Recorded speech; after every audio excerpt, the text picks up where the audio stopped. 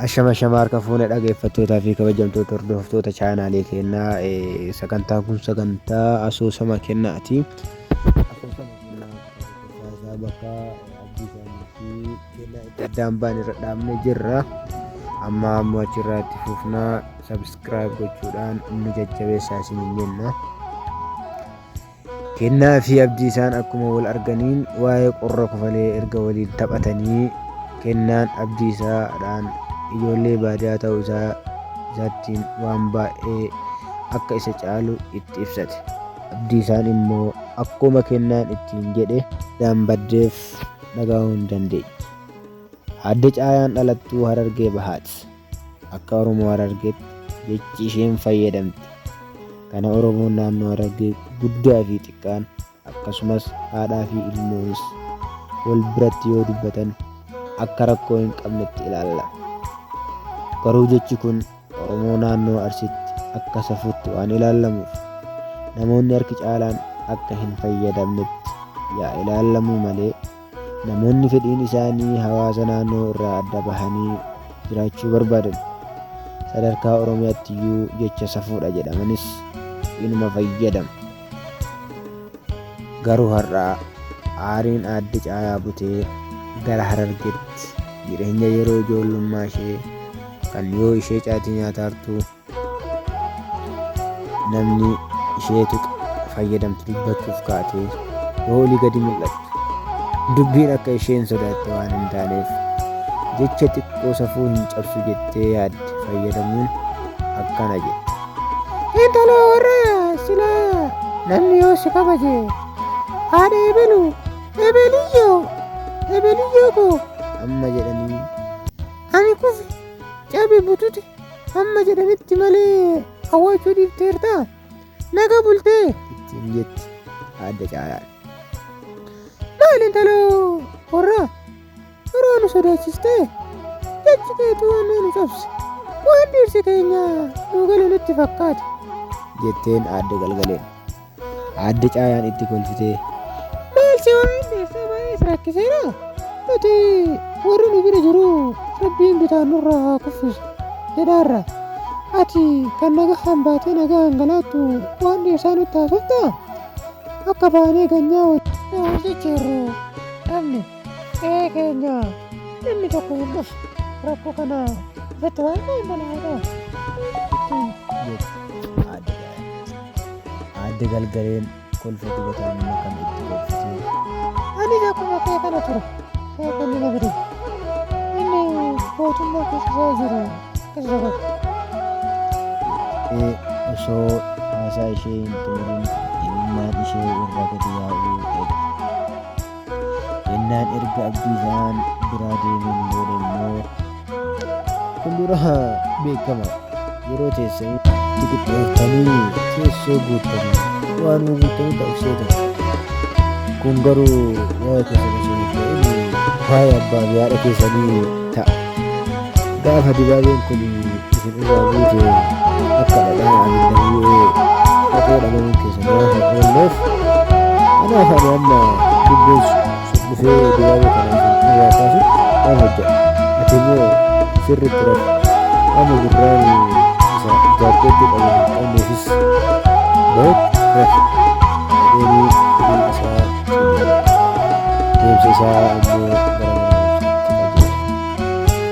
abdii isaan immoo akka saree golaa deebituu waan fiigu fakkaata. Waluma ijjatuun saffisa isaa dabalaa gara manaatti qabeera. Roobni immoo urrii jala maree arga jiruun deemee gubuun beekamee xiqqoo ishee alkaayyoodhaaf tokkoloo qaruun hin waraantu jedhamu ture. Kennaan jirri isaa qullaa ta'us uumaa waan qabameef abdii kennaadhaaf abdii fuuldurri kee dhufu illee dirri isaa qoricha quba hin qabu. Shamarran magaalaa keessaa garee gareedha. Magaalii naannoo Araadaa fi naannoo Masjiida Jimmaa. Kun ammoo naannoo Qurumsaatii fi naannoo mana barumsaa Kafaleessa Lammaffaa akkasumas naannoo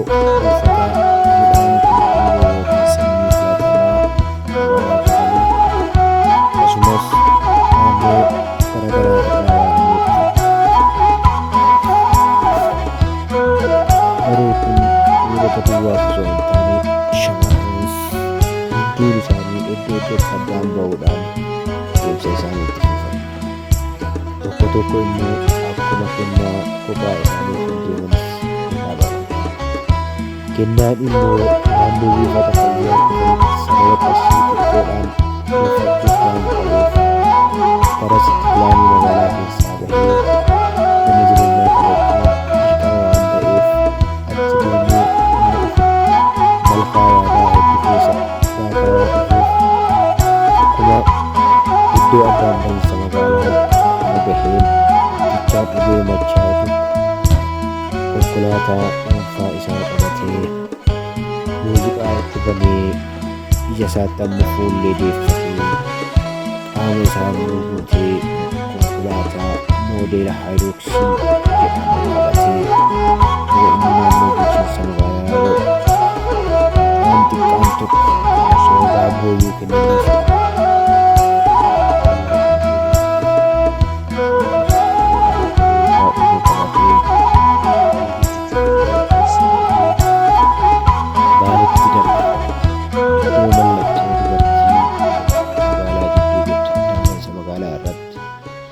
ishee ciicuu fi siiqqii qabattee magaalaa jidduu dhaabbattu biratti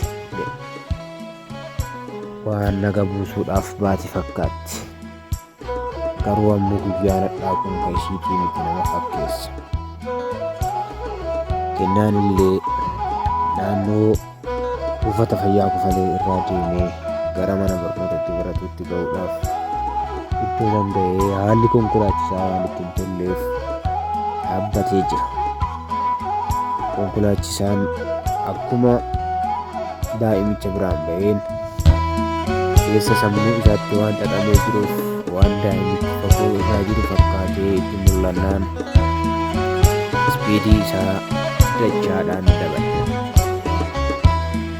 Kennaan waan dhaabbatee darbinsa isaa eegaa jiruuf ani badee jechuudhaan itti utaalee dursee jala bu'e. Kabajamtoota dhaggeeffattoota keenyaa asoosamni kennaa kutaan lammaffaan isaa kanumaan xumuramee jira. Kutaan lammaffaan akkasuma sabiskiraayib gochuudhaan